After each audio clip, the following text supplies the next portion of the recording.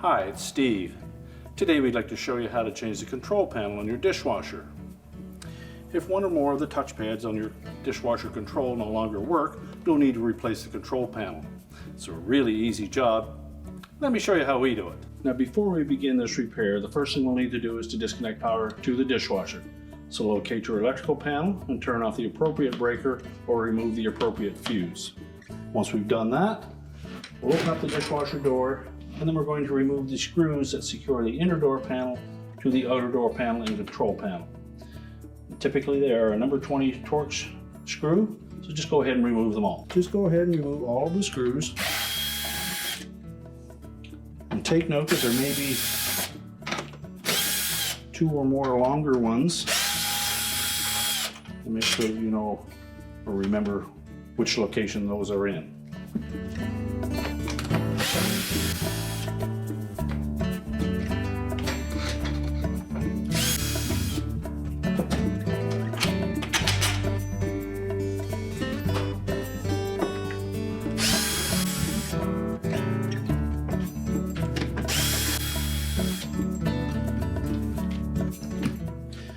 Now with all of the screws removed, we'll then separate the inner door panel from the outer door panel. You may wish to disconnect the harness to the dispenser, and then you can set that panel aside. Now our next step will be to disconnect the ribbon cable from the old control panel, and it may be easier to remove the cover for the control board first. There's a single 1/4" hex head screw down in that opening. Just remove the screw, lift the cover off, then just pull back on that little locking sleeve on the connector. Then you can slide the old ribbon connector out of there.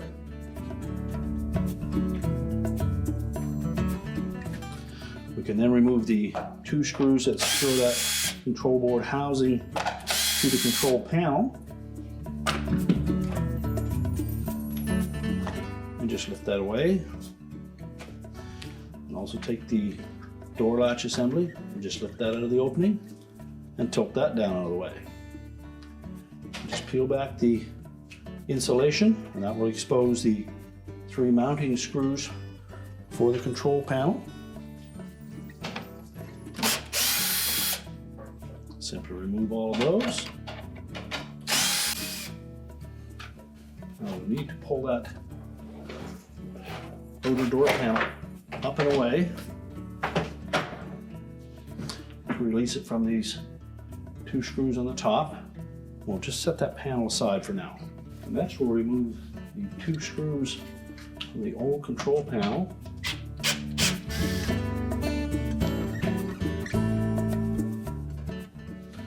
And we're going to transfer those right onto the new panel.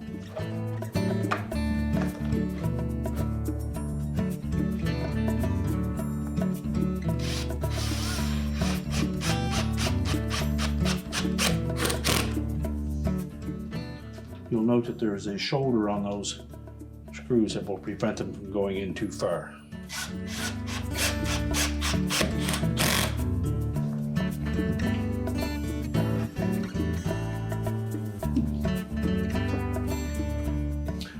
We'll now open that door back up.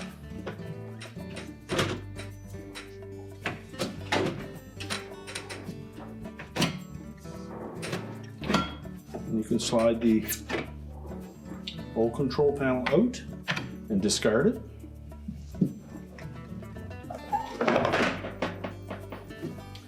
Now line up the edge of that control panel with the outer door panel. Make sure that we tuck it just inside. Push it down into place. Make sure that we lift these center tabs up and let that they'll clear. And then we can install those screws.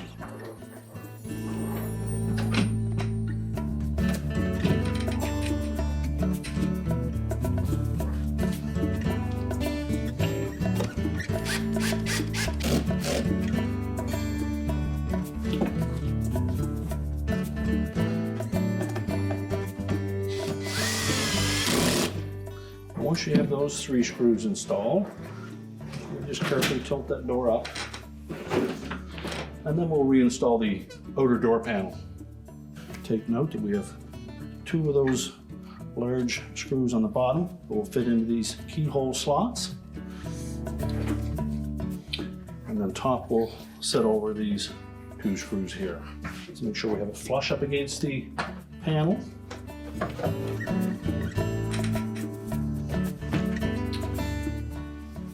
And just verify that we have all 4 corners locked into place. Now we can tilt that door back down to a full open position.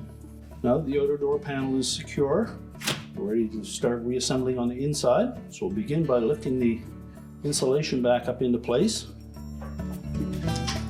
Make sure that we lay the ribbon connector on top of that.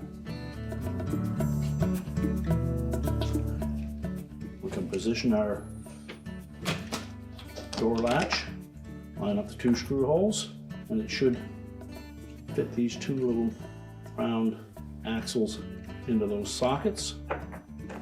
And that will hold it in place. We'll then lay the control board onto the control panel, line up the 2 screws.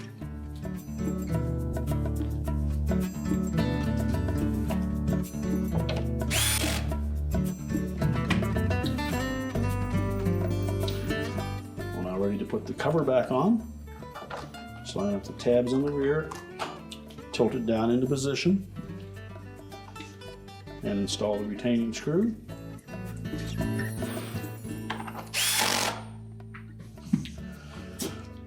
And now we're ready to put the inner door panel back on. So just position that inner door panel so that we have enough room to reconnect the harness to the dispenser.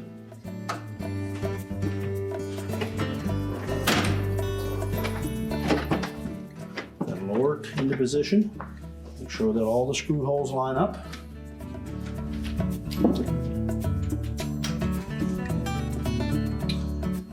And then we'll secure it.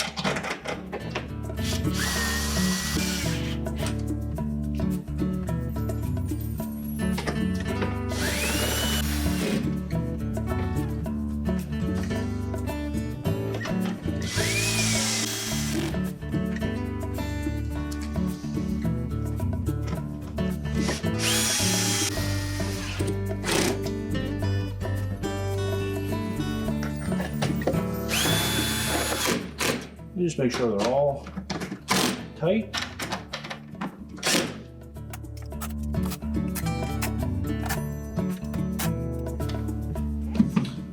Once we have all the screws back in, we can close the door up. We're now ready to reconnect the power, and your repair is complete.